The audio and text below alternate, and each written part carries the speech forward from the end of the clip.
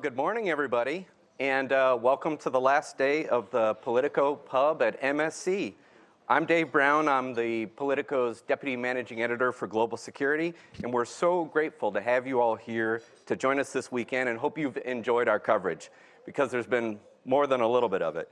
To kick off our final day of programming, our amazing Politico newsletter authors and Robbie are sitting down with me to give you all the top takeaways from a news-filled weekend at the Munich Security Conference. So what I'm going to do is begin by introducing each guest and asking them for their top takeaways.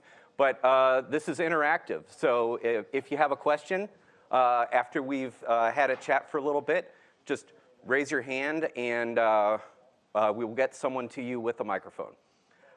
Starters, this is Robbie Gramer, anchor of National Security Daily. Must-read newsletter, comes out about 4 in the afternoon on Washington with all sorts of great scoops and compilations from our friends in the global security team.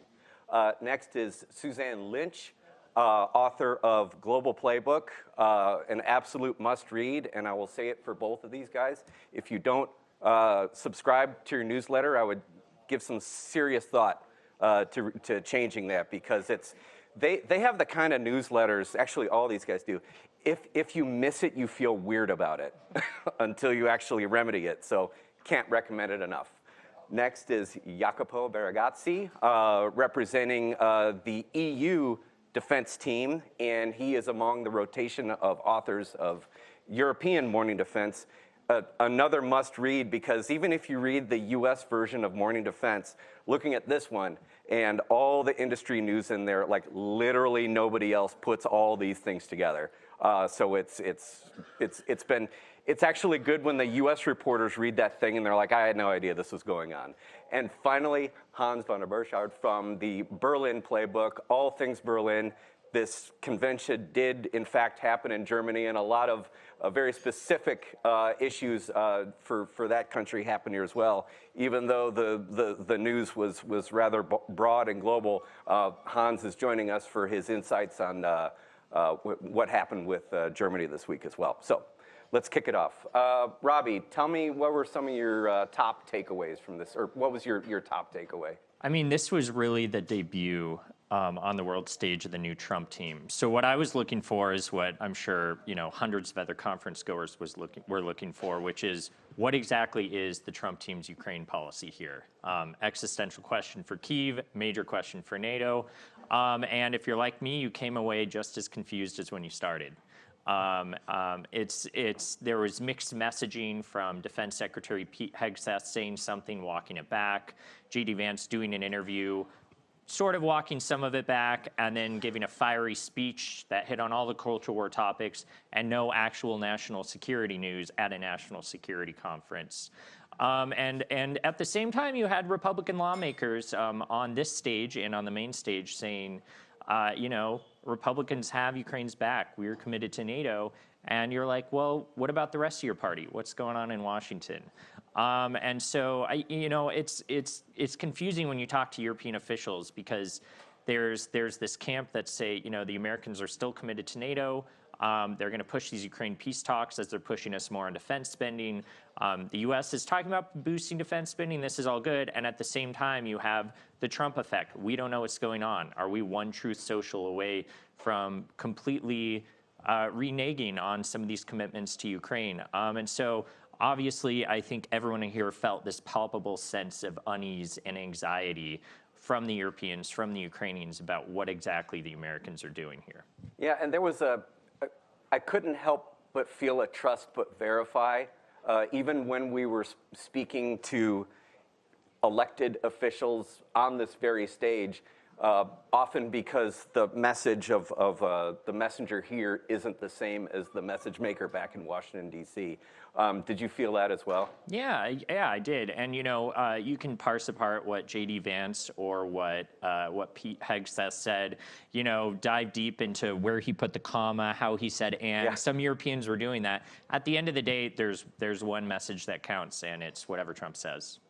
Suzanne, what were some of your thoughts from the more of the global perspective? I suppose, I mean, from putting my journalist hat on first, I think I go to a lot of these global events for Global Playbook, and I don't think I've ever been at an event where there has been so much news. The news cycle, the news that has been generated here, I mean, it's always going to be relevant, but I mean, huge of the moment global issues were happening over the last few days. And you know, we had people here on the stage making news. We had stuff coming from the main stage. So it's been fascinating that way for all of us. But I suppose the big takeaway for me is the transatlantic alliance. This where we are. It's the 61st year of the MSC, and this was set up in this kind of idea of this post-World War II global order. But I think we're at an inflection point. I think the transatlantic alliance, I mean, I think Donald Trump has made it clear that Europe is no longer a priority the way it has been for previous administrations. And the Europeans are realizing that now. And we've been writing over the last few days about the fears that Europe would not be at the table for any negotiations about the future of Ukraine. That is now being borne out. Robbie and Paul scooped yesterday that senior officials in the Trump administration are going to Saudi Arabia to start these talks. It's happening. And Europe is not there. So I think there's a real sense now of not just anxiety about what's going to happen in the immediate term, but a more long-term reflection on the shifting paradigms in the global order, and that for the United States, this sense of the transatlantic alliance being first and foremost the kind of bedrock of US foreign policy, that those days may be over and that we're into a new reality. So in that sense, it's been very sobering in a kind of long-term news perspective, but also kind of the daily churn of what's been happening here. Sure, when you talk about an inflection point and things may be over, the thing I always tend to wonder is this US president was elected for another 4 years. There's talk that it could somehow be made more, but I tend to wonder how many things are temporary and how many things are actually permanent. Well, it's really interesting because a lot of people are having that conversation in Brussels, where I'm based usually, and you kind of hear all the time, oh, the midterm elections are coming in 2 years, right. And you hear this even in trade. There's a whole debate going on about trade policy, and they're like, well, companies aren't going to make decisions because there could be somebody else new in the White House, but there also could not. I mean, this could be the start of decades, maybe, of Republican control of one of the branches of government, if not all of them. Of a President JD Vance in the future, that's also a possibility. But you're right in that. I think that's the key point. Is this a shift? Is this a huge shift? Because some of the things are going to be difficult to walk back. And chatting to people here, in one way, even though there's dramatic impact now on what happens in Ukraine and indeed the Middle East, a lot of people here were saying they're actually more interested, more concerned, more astonished about what's happening domestically in the US with the kind of constitutional crisis some would see that may be brewing there in terms of this overreach of executive power by the US president. And so in a way, some people were saying here, Europeans were saying, that's kind of more worrying. Is this going to change America fundamentally than actually the immediate foreign policy decisions that are being made? Sure. Jacopo, what was your takeaway for the overall European perspective? The relationship between the US and Europe was basically based on a gentleman agreement, because Europe is not militarily and geopolitically as important as the US. Once the gentleman has gone, the agreement has also gone. And that's the first thing that happened in these days. The second thing is that at this point, that these peace talks are happening for the part of the discussion is how the EU can sit at the table. And to sit at the table, it has something to offer. What can offer? This is going to be part of the discussion in the next days. Third thing, once there will be this agreement that many diplomats are bracing themselves for it, it's very likely Russia will look like a winner. Because the Trump administration is playing all these things in such a clumsy way that is actually making Russia stronger. Because when you're so keen to negotiate, you're making the other counterpart stronger. That's what many in Brussels think. And so they're bracing themselves for an agreement where actually Putin can claim to be somehow a winner. And at the point the discussion will become, should Europe stick to this agreement or not? And there will be, for sure, a part of Europe, the Baltics and the East, that will say, no, let's not stick to it. Let's support Ukraine and keep on fighting.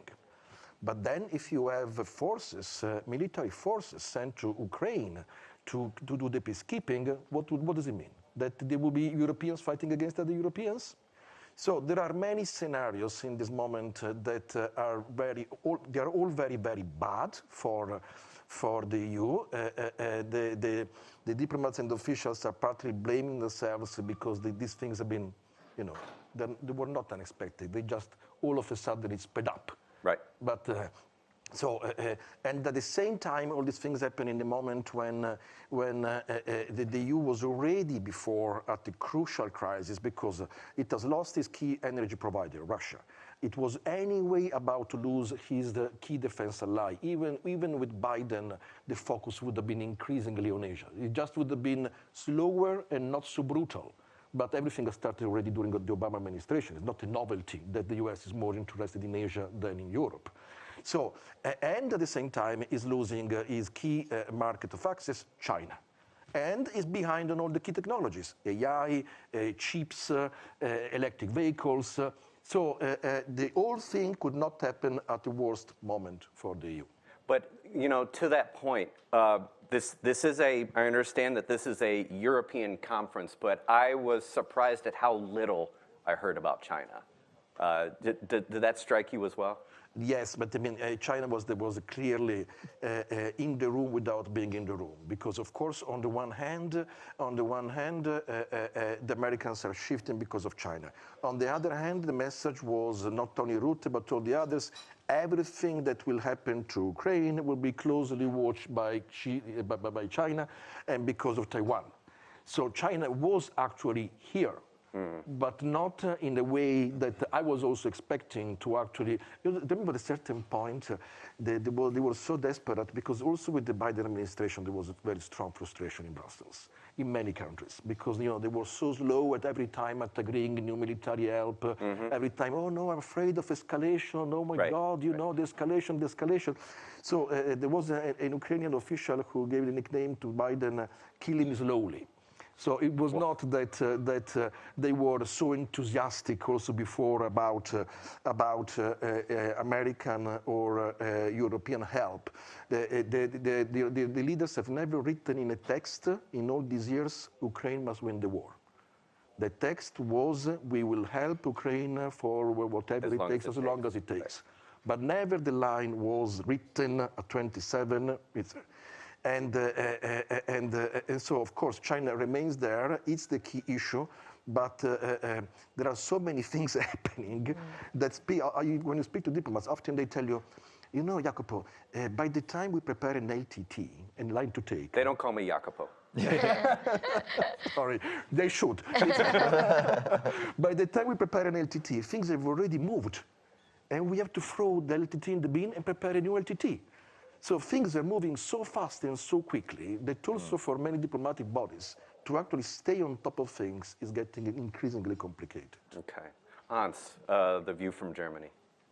Well, there are several views, but first of all, I would like to pick on this, what you mentioned, this inflection point. I mean, we have a nice German word for it, which I'm sure you're all familiar with, Zeitenwende, and that was Olaf Scholz who initially framed it at the beginning of the Ukraine war, but now actually it feels increasingly that this point, this very weekend, is the actual Zeitenwende, because now the Germans really feel the consequences for themselves. I mean, before we talked about this aid given to Ukraine and we slowly increase our military expenditure, but now it's really this fear that was very palpable here when I talked to German officials, that the Americans might actually do something stupid from a European point of view, and that we really need to ramp up defense spending, because there is an actual threat of war to us now. And that's kind of like the tragic story also here, that all these years, especially Olaf Scholz, and you mentioned this, that they never wanted to write that Ukraine must win the war. I would say that Scholz was among the leaders who really blocked such language and were more on this as long as it takes approach, because they were always afraid of escalating, of somehow upsetting Russia too much. And now this is really backfiring, and the threat is actually much bigger for them because the US is kind of pulling back. So we've seen Friedrich Merz, the likely next chancellor, on the stage yesterday being as open as he could in an election campaign, saying that Germany will probably support new financial instruments like defense bonds, meaning like EU debt raised collectively, which is a huge thing for his party and a huge thing to even say it in the election campaign. Now, he didn't really say it like that, but he really opened the door quite a lot. That was interesting. And Markus Söder, his ally here from Bavaria, now suddenly saying that Germany should spend 3.5% on defense, which he never said before. And there's really this strong push there. And yeah, they're really freaking out. Also this, what you mentioned on that the Europeans are not sitting at the table. I mean, we see very clearly when this talks start next week, and Keith Kellogg said yesterday, well, there's got to be like two parties and one negotiator or mediator, and that's us, the US. And the others, will get briefed. But for Germany, which always had this feeling that we understand the Russians, we have like this presence there in Eastern Europe, that's a very bad news. I think it's very bad for Macron, and you can see, so tomorrow EU leaders are going to, not all EU leaders, but a group of the most important EU leaders is going to meet in Paris, and it doesn't come as a surprise that the French are organizing this, because for them it's hurtful to the ego that all the action is taken away from them, from the Europeans, and there's so many more German points. I'll just leave it here before I talk too long. Thank we you. can go. Yeah, back. absolutely. Yeah. I've got just a broad question, and then folks can take it as they want. This conference felt like it was in two parts: before the JD Vance speech and after the JD Vance speech. So my first question to you guys is: my sense is, and you can tell me if I'm wrong, not everybody was upset. There was a sense from some that was like, all right, now we know where they stand. What do we do next? Or do you feel like it was just people were angry and freaked out, and there wasn't that sense of, okay, we're aware of how things are going to go, and let's figure out what our next moves are? Yeah, I mean, I think you're right. There were both sides of this. Some of it seemed like where European officials smiling and grimacing as a single tear rolled down their cheek, saying this is fine, this is fine, and some European officials I talked to. I mean, I've come to Munich before, and there's always the common refrain, this is a wake-up call for Europe. Was this JD Vance speech, was this the wake-up call that wakes up the wake-up call for the real wake-up call for Europe? And some people say yes. It's a wake-up call for the inflection point. Yeah, exactly. And, a former senior German official was saying, we need that taser, we need that cattle prod to really jolt us out, and JD Vance did that. There were some really upset. They said, okay, we were expecting JD Vance to throw some bombshells, but we weren't expecting that. This fiery speech all over the culture wars, accusing European democracies of suppressing free speech, suppressing voting, saying nothing about Russia, maybe doing the same type of thing. And they said we really wanted hard defense stuff. And others saying, thank God he did not talk about hard defense stuff, because it could have been about a drawdown of the American military footprint in Europe. It could have been about 5%, screw you, let's get to 10% of spending on GDP. You guys pick it up. It could have been, you're on Ukraine, we're cutting off aid. Okay. And so let's not give them ideas. so I mean, there were so many what ifs. It was such a wild variation of nightmare scenarios that did not come to pass, even if it was this massive thumb in the nose thumb in the eye to the European establishment, and his meeting with the AfD, of course, a couple days before elections. And I must say, if a European leader came to the U.S. a couple days before the elections, trashed one party, met with another party, it's an imperfect analogy. I just think a lot of Democratic and Republican lawmakers alike would be pretty peeved. Yeah, they would have reactions, that's for sure. Others' thoughts? Yeah, I mean, maybe Hans can come in on the German election, because that's, I think, one of the... But I would totally agree with this. I think one of the congressmen on stage here, might have been Jason Crow, made this point going, well, at least he didn't start saying things about defence, where then we'd be scrambling to respond and have to walk back in some way. So in that sense, but look, I mean, I'm not going to just repeat what Robbie was saying, but the idea of the Vice President of the United States coming and lecturing Europe about democratic norms when, January the 6th happened in the United States. I was there on January the 6th in Washington when there's literally the transfer of power was challenged. Obviously there's a massive hypocrisy there. And also it was just a bit, off-piste, everything from the Romanian elections to, abortion clinics in Britain, like very out there kind of issues. And then finally, actually, which I think is going to be a big theme over the next few months in US-EU relations, I think it's interesting that he was very strong on the whole free speech argument. And that is linking into the tech regulation.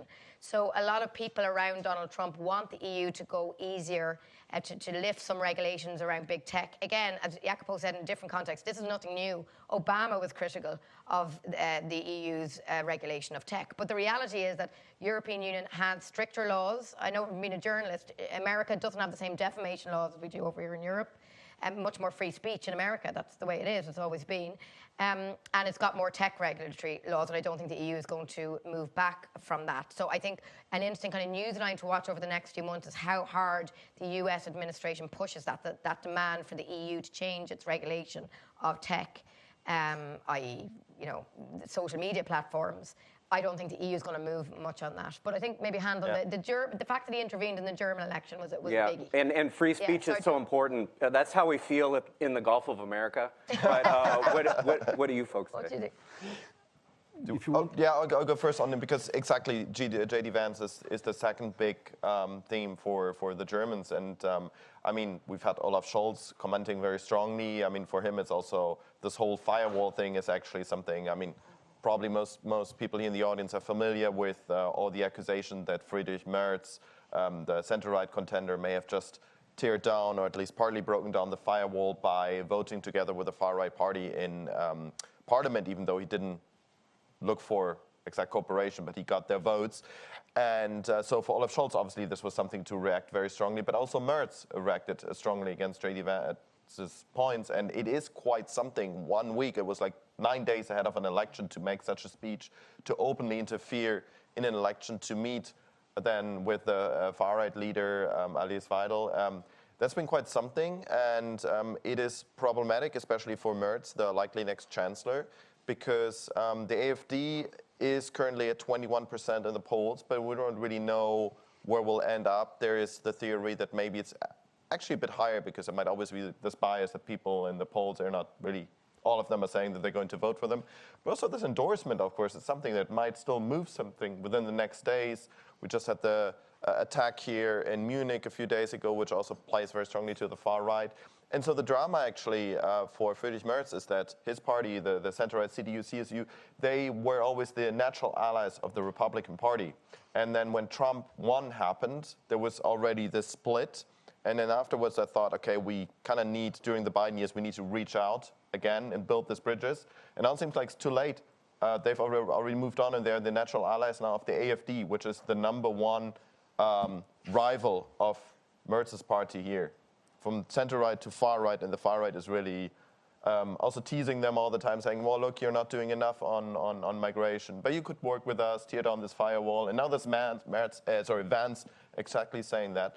So it's quite something, and it really got Merz's people also pissed off. I can't say it in other words. It's what happened was basically that this time with this speech was clear to everybody that Atlanticism and Western values have basically divorced. They are not anymore the same thing. And so one of the questions in these days was for the Europeans how we then defend with these Western values. And this becomes a defense issue, also because some were wondering after his speech, what does it mean? Then what can happen to Germany at this point if it doesn't form a government with the AfD? Because of course with the far-right party. Because, of course, there is an inner contradiction in defending free speech and then saying that you need to form a coalition with the far right. It is not exactly, doesn't have exactly a strong track record in defending free speech in the last century. So the whole thing was so contradictory that started to, and as Suzanne's saying, also coming from the same country, electoral democracy from the same country, from the same party, from the same people who didn't recognize the sexual identity. So it was all so contradictory that one of the questions in these days was one of the diplomats say, why they hate us so much? And what happens if we don't do what they want? Because this administration has already started playing the divide and rule. So it's already started to play with the Poles in a different way than with the others. And the expectation is that in the next months and weeks, they will do this even more. So reaching particular deals with the France, Hungary, probably Italy, and Sidelining Brussels. Sidelining completely Brussels, and making at this point the possibility to have a reaction at 27 on defense even harder. Yeah.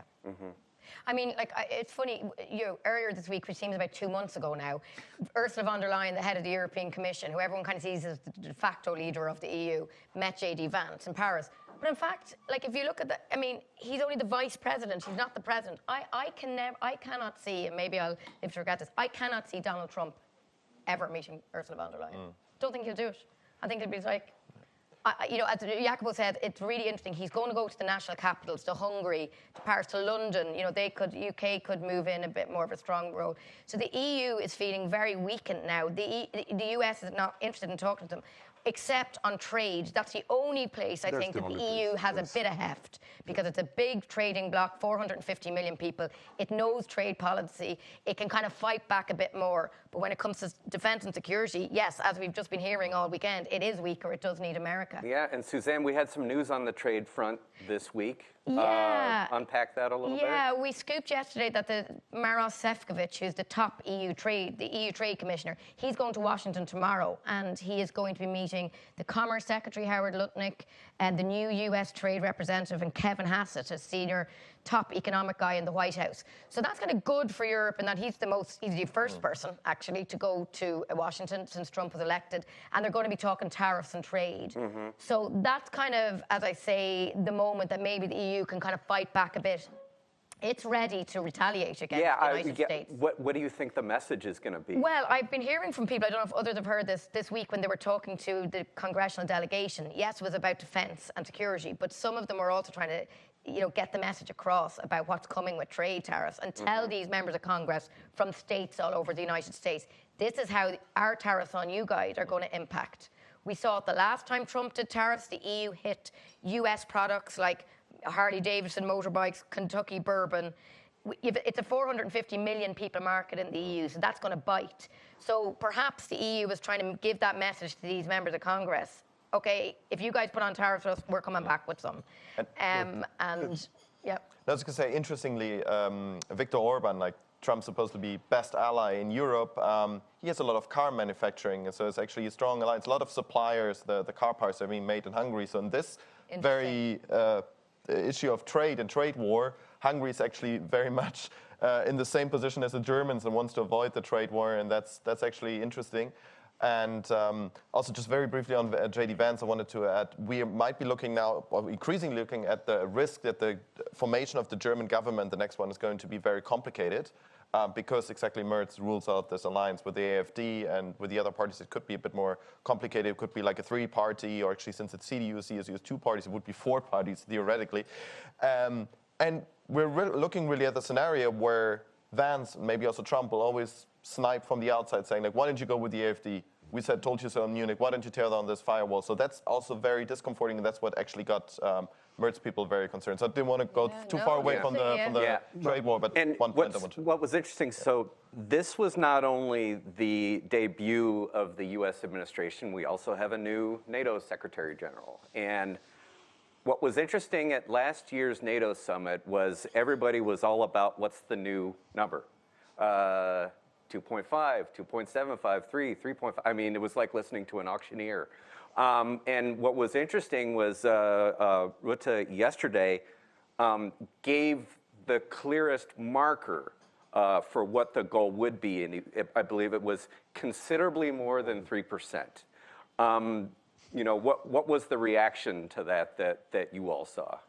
I mean, I don't know about you guys. I think Europeans welcome that. They are desperate for any agreement we see eye to eye moment with the Americans to glom onto, to show, look, the transatlantic relationship is still strong, as the foundations of it slowly crumble around them.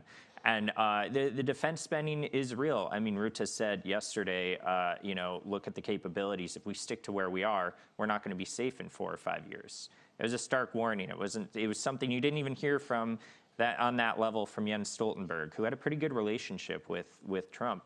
And so I think a lot of Europeans are open to it. The problem is, of course, setting something to a GDP, which is a moving independent target, is always difficult.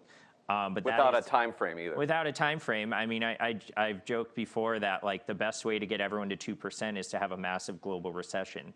Your GDP tanks, and you just the number moves up. So it's difficult. It's absolutely going to be the main primary talking point for this administration. That percentage, I think you'll still see a lot of pressure for 5%. But I don't know if that's the Trump deal maker opening bid, the opening bid, right? Or if they're really going to use it and really try to needle some of the Europeans to get to 5%. But I mean, it's hard when some are just barely getting to 2% right now, and Germany obviously is going to be the prime target and punching bag on this for some of the Americans in the administration, on top of how they're a punching bag for everything else across the spectrum on trade and politics. But Rutte is a very different figure compared to Stoltenberg, just not because of the fact that he spent 13 years in the European Council. So as a former European Prime Minister who was being the longest serving Prime Minister within the group of the Prime Ministers. So they know him very well, as a completely different relationship compared to Stoltenberg, who was Norwegian, with the leaders, with the Commission and so on. So since one of the jokes when he was appointed was, Rutte is the EU pillar in NATO. Because again, the relationship has shifted a lot. But at the same time, in these days, in the corridors, much of the discussion was not so much on the new figure, because but on the timeline. Mm-hmm.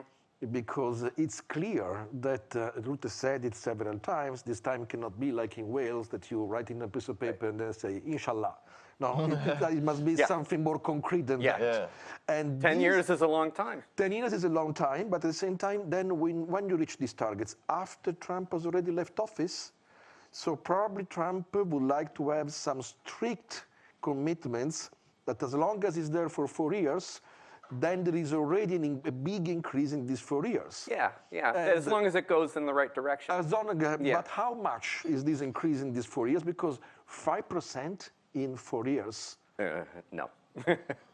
Not without Robbie's recession that he wants. No, please. We've got just a little bit over 10 minutes left. If you'd like to ask a question of our newsletter anchors here, please raise your hand and we will bring a microphone to you. This is a golden opportunity to find out what it means to actually write a newsletter and what it does to your sleep schedule and dietary needs and home life and relationships and free time.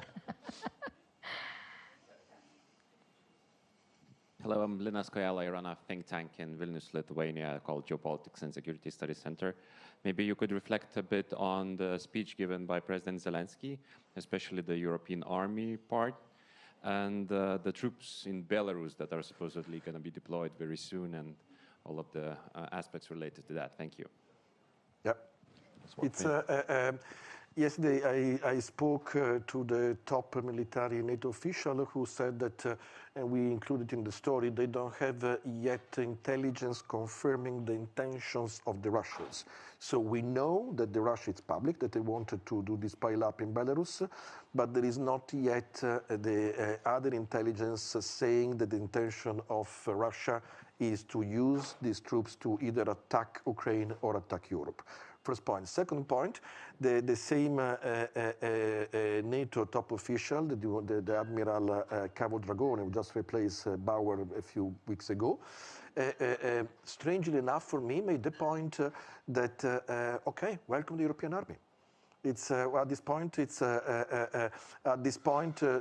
We don't have fears anymore that the two things cannot be compatible, because there is such a need to defend Europe that the two things. In his view, the European army can be again the famous EU pillar of NATO. But you know, European army in Brussels was a kind of, even Kaja Kallas a month ago said, remember when it was in Parliament or somewhere else, our goal is not to build the European army. So actually Zelensky was more federalistic and more pro-European than the top EU diplomat who is actually from Estonia. So it's it just shows you. Am I right in saying, like, it is, and you're the expert on this, Jacopo, but it is quite complex, as you know. The EU is not a defence union yet, and the treaties. I'm from Ireland originally, so there's 4 countries. You're Irish? Yeah, did you not get it? So there are 4 countries in the EU that are not in NATO: Ireland, Austria, Malta, and Cyprus. For different reasons. But, like, you know, there has been referendums over the year, the Lisbon Treaty, the Nice Treaty, where, you know, if you have to start changing the EU treaties, now I don't know how far you'd have to do this. That is a hugely complex issue that you would have to get buy-in for. There could have to be referendums in different countries. So it's not as simple as saying, let's just create an EU army. And usually you Irish reject the referendum. Yeah, and it will stop. It will stop it. People can stop it. So, you know, the EU, and I think in the US, like, people go, oh, the Europe aren't doing, you know, the European Union is not a country. It is 27 different countries. That's the reality. So getting anything decided, as people know, is hard, but getting an EU army would be extremely difficult. And as you say, Kallas even knows that. Yeah, so I don't think that the army is such a likely perspective, but I think, like, increasingly working together on military projects. So I mentioned earlier Friedrich Merz opening the door to even defense bonds, like common EU debt on defense projects, which was always like a clear 9 from Berlin. But he ties that to a simplification of the whole procurement procedures, scaling up, and the standardization. So it means, like, not every country can produce their own tank, or they have to do all these things together increasingly, like on new drones, for example, but also on missiles, air shield, etc. There should be much more cooperation, and that is more like going towards the army. So we'll have, like, then joint battle groups that all use the same tank, and actually they use the same ammunition. So it's not like you have a French there and a German fighting, and then suddenly the French can't fire anymore because they don't have the ammunition, and the German ammunition wouldn't fit. So and that is happening. Yeah, you're right. And that will accelerate quite a lot, because that's the clear demand. We cannot just inject more money into the machine; it has to also become more effective. And also, I mean, I saw this dynamic play out in the first Trump administration. They love to try to have their cake and eat it too with the Europeans. Say, Europe, you need to step up on defense. You need to, you know, come to the table as your own geopolitical power. And then the second they started talking European army, you know, standalone, other members of the Trump team were like, whoa, whoa, whoa, like, you know, there's NATO. Come on, don't duplicate this. And so I wonder if that dynamic is going to play out this time around, because the Americans constantly push the Europeans to, you know, do more, spend more, step up. And then if the Europeans do more, spend more, and step up, they have a lot more. They have a lot more geopolitical clout to not be afraid of Trump in the same way. And that makes some Trump administration officials a little bit nervous, even if they don't say so. You know, they like having Europe sort of dependent and constantly looking at the Americans to see what they can do. So I don't know how that dynamic's going to play out. But it's clear from what Zelensky said, from what everyone else here has said, that this is just a total sea change in how the Europeans see the American relationship. Any other questions? Please dive in before Hans uses other words I don't understand. Thank you very much. Oliver Zunkel from the Carnegie Endowment in Washington. So my question is, let's say Merz gets elected, strong mandate, 3.5%. First of all, is there a consensus in Germany about where to spend less? Because that seems to me quite a significant societal change, cultural change. I mean, one of the things that's striking to me is the cultural difference in terms of, you know, the United States has a very strong presence of the military and culture. You go to some place and people rise to clap hands to the, you know, to a soldier. That would not happen here in Germany, right? So there's no prestige, for example, that the armed forces have that they enjoy in the United States. Do you think that that would produce this kind of broader cultural change in Germany? And the second question is, in countries around the global south, in Brazil, for example, because of Trump threatening Panama, the Brazilian army, very dependent on U.S. military technology, is now looking at other providers, diversification of military providers. And one they're looking at, in addition to Europe, is India, for example, Indian missiles. Do you see something like that or in Europe happening, that in addition to spending more, the EU armies will seek to become less dependent on US technology? We don't have a French person on the panel that would directly tell you, yes, of course, you want that. And just, on the first question on Merz, so where to get the money from, that's exactly the big question, because they've been, his party, they've been promising like a whole Christmas tree of here we'll cut taxes, here we'll increase the defense spending, etc. And they don't have a clear answer how to finance that. We're now like at 200 or even 300 billion that they want to spend more without making clear where the money should come from. And you can't just cut it all down from social care, which some of them would like, but as I mentioned before, they need at least one coalition partner, probably two, and that would be the Social Democrats and the Greens, so forget about that. And there will be some compromises and some reductions, but it will by far not be enough. So you have to get around the step break in Germany, and also there Friedrich Merz has already signalized that he will do it. What Ursula von der Leyen announced, that the more flexibility on the EU rules, that also goes in that direction. And then, yeah, where to get the money from? The Europeans, so the French, I mentioned, they're very much saying like only buy European, acheter européen. But also the Germans are going more the same. In the short term, we need the American stuff, but on a longer term, we want to produce more in Europe. So it also makes sense to buy a substantial amount from the European Union. And that's going to be the next conflict point, I think, also transatlantically, because I'm sure Trump will not like it. I think he has even said buy U.S. weapons. Yeah, Full stop. yeah. I mean, it's true. I mean, I like the one. If we're trying to, scrape out some silver linings for transatlanticists, Trump will love Europeans buying a bunch of nice, shiny, expensive American weapon systems. And that's not going to go away now. And even if tomorrow the entire EU said, screw it, we're going to go and seek alternate, there's no real alternate out there that can match the American defense industry at this point, let alone with the type of technology that the Europeans and Americans work on. Yeah. Others?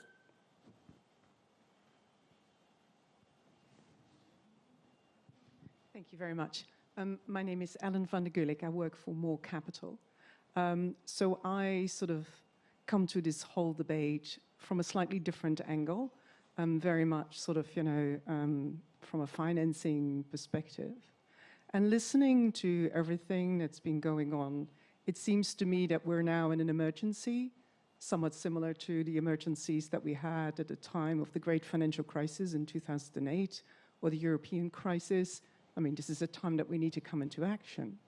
And yet, the solutions that are being brought forward are still very much sort of in the traditional EU law, let's see what we can do. Oh, we've got countries that are not in NATO. By the time we've solved all of this, I mean, Putin will be in Kiev. It's a bit charged, but that's kind of the situation, the way I look at it. And so in the great financial crisis, things were sort of stamped up very quickly, like TARP, for example, the Emergency Act. And I thought it was interesting that it was the Polish foreign minister, I think yesterday, who suggested the creation of a rearmament bank for Europe, for example. Yeah.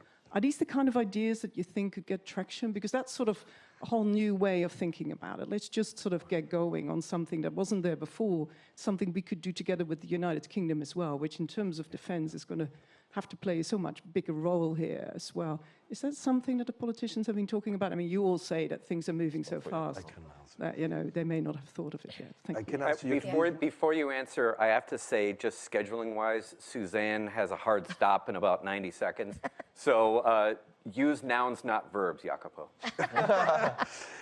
You will see in the next weeks all these things are happening, meaning that the Sikorsky idea of the reconstruction bank is already moving around. There is a second idea of another bank up north in the Baltic countries, open to the UK and the US. All these things will happen because it's very clear that there is not enough money in the EU, public money I'm talking about.